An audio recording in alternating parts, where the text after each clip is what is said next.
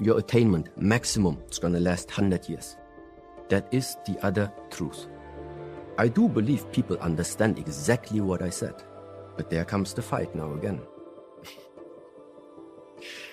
The fight between this very strong identity that wants to just maintain itself and the other side of just forget about your identity. Be as you are, that's it. No matter what you're going to attain, you have it for 100 years afterwards, it's gone. So, just be. Don't stress yourself too much with what you don't have. Well, unfortunately, there are always 3 ways how you're going to learn this. Sometimes people just need to have the experience to realize, okay, I did it, I got it, now I realize I don't need it. But in the first place, you need to have it. First way of learning. Second way of learning, you do trust a certain teacher, you do trust a certain guide or a mentor. You just copy the way how he's living his life because you see, oh, apparently the person lives a good life, so you just copy. And the third way of learning is you maybe have like a teacher or a master. He tells you some wise words. You contemplate about it, you think about it, and because you were thinking about it, it already puts you on the alternative path without you needing to try it for yourself. And there will always be people in this world in these 3 categories. Because telling somebody, look, don't put your hand in the fire, they're still going to do it. But later when they do it like 2 times, 3 times, then it's done.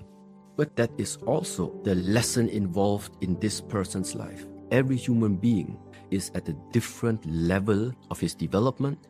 Everybody at this moment in time is exactly where he needs to be for the next elevation to take place. The only thing you need to do is look at yourself right now and just find out, what is it that makes you unhappy? What exactly is it that at this moment in your life is binding you and restricting you from moving on? And this is the same question for everyone. What you ultimately need to tackle is different. In the past, I sometimes played Super Mario and Luigi. And it's the same, if you don't manage level number 1, you won't see level number 2. The challenges for number 2 won't come. First, you finish level 1. But once number 1 is finished, you won't face the same stuff anymore. And there is something along this line where it sometimes is like a game at the same time. Don't take it so serious. It helps. There is always the struggle between doing and being. Doing, I would ask, why are you doing?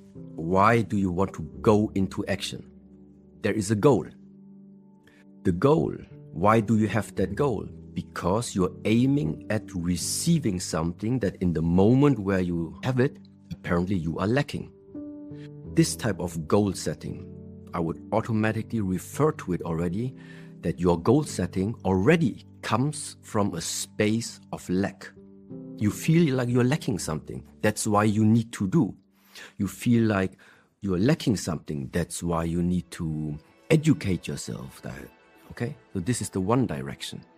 Now coming back, maybe sounds again too philosophical. Connected with the source.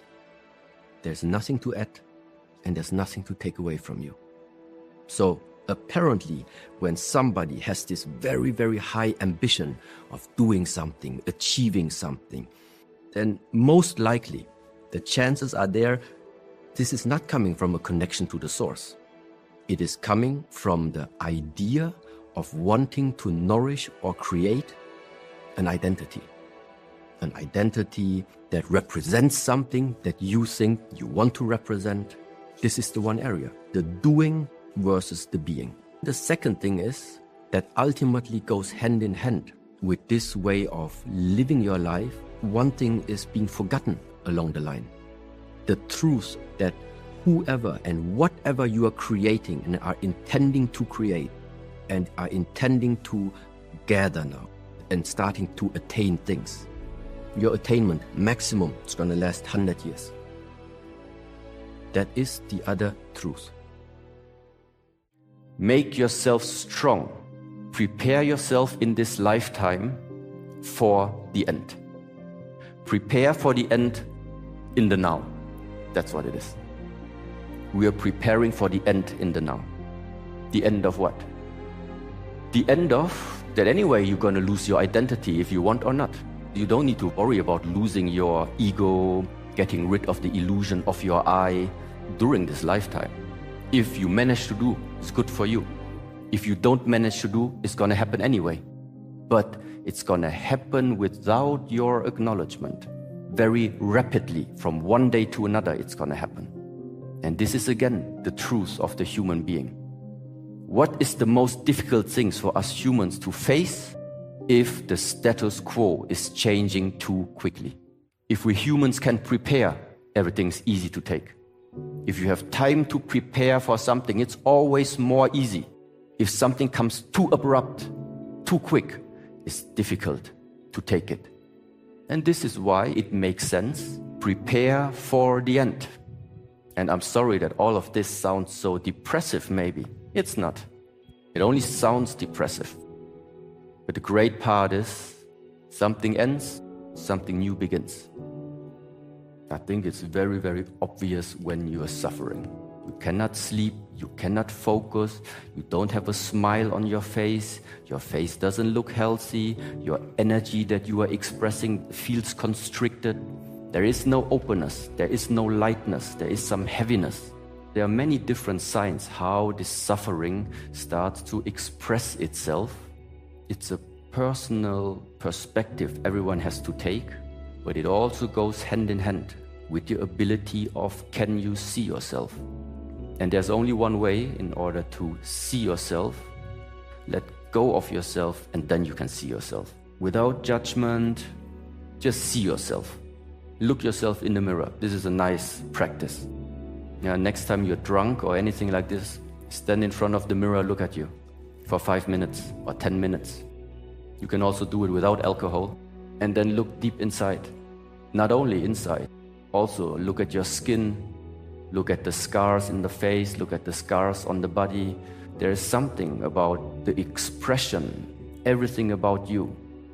There's a story behind it. Nothing on your body is there by coincidence.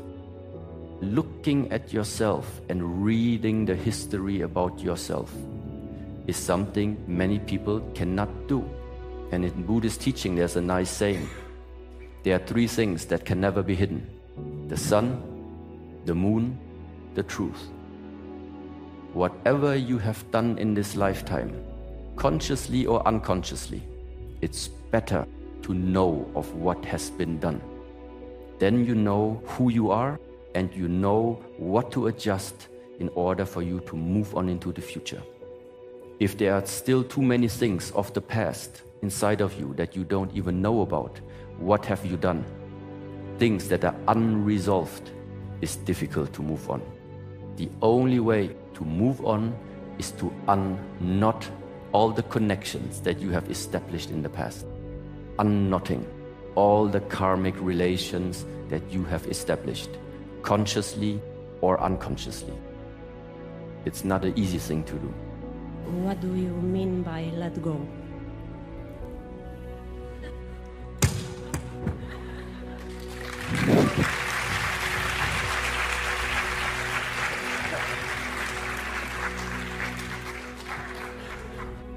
This is letting go of something material, of something physical, but very often it is thoughts that also make us suffer.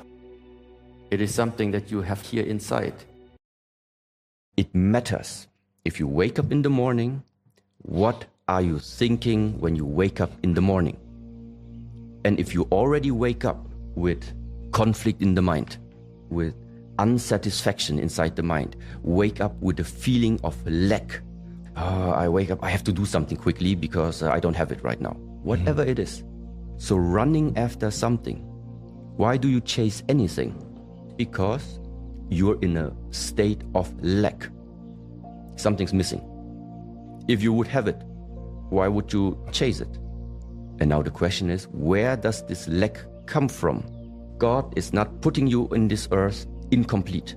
afterwards, we start having ideas about how this life is supposed to be.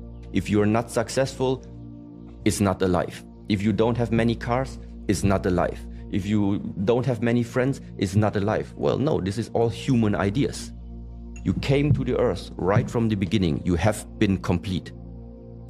This is the alternative.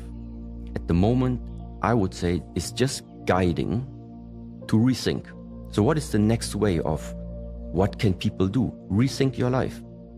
Look at how is your life looking at the moment? How did you spend the last 5 years, 10 years? Do you maybe see some patterns in your life? Then you got the iPhone. Then you got the MacBook Pro, the big TV screen. Then the first car you had, a Volkswagen. Afterwards, you had a BMW. But there is a pattern behind there.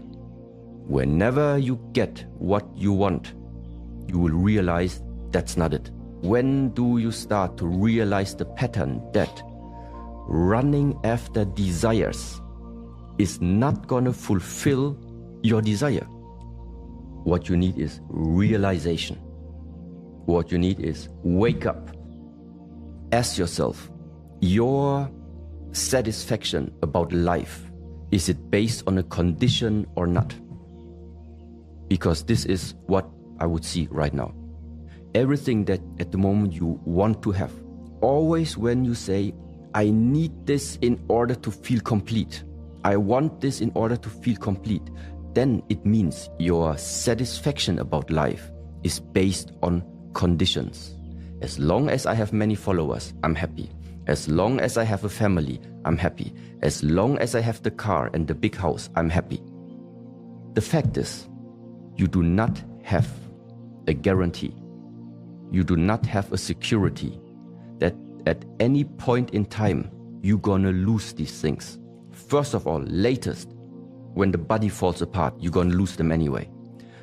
I cannot base my life on circumstances where I don't have influence on. And this is exactly what this life is about. Don't base your life satisfaction on circumstances where you have no influence on. If you have, well, then change them in the way that serve you. But there are many things we don't have. Then you are realizing your life is in your hands. Your responsibility is make sure that inside you are always full, or that you are feeling full. No matter what happens on the outside, nobody can take something away from you. Because the gift that has been given to you is the existence, is this lifetime in the first place. We already have been given the greatest gift of everything, existence.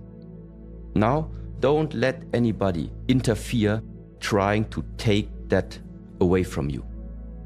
So that means don't outsource the power of having your life in your own hands. Don't outsource this to external circumstances. Don't outsource it to the amount of messages you receive per day. Don't outsource it to the number of followers. Don't outsource it to how big the apartment is, how many cars you have. If you can afford it, do it. Just don't make that emotional and mental attachment. This is the part. It's not about how many cars you have. You can have a whole garage full with all the luxury cars. That's not a problem.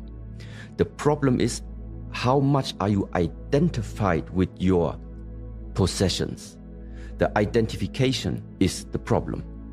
To have a garage full and just use them and enjoy them, and when you drive and the weather is nice, then it's really nice. But then you put it back into the garage, you go eat your meal, and while you're eating, the car is gone. You're not thinking about the car anymore. It's gone, it's standing in the garage, finished. Now you just enjoy the meal. Attachment is the problem. It is a process. It is of rewiring. How have you lived your life until right now? How much did it serve you, the way of thinking until now? And how much also did it limit you? These are all things every individual has to ask for themselves. What is it from what you have heard until right now that in a way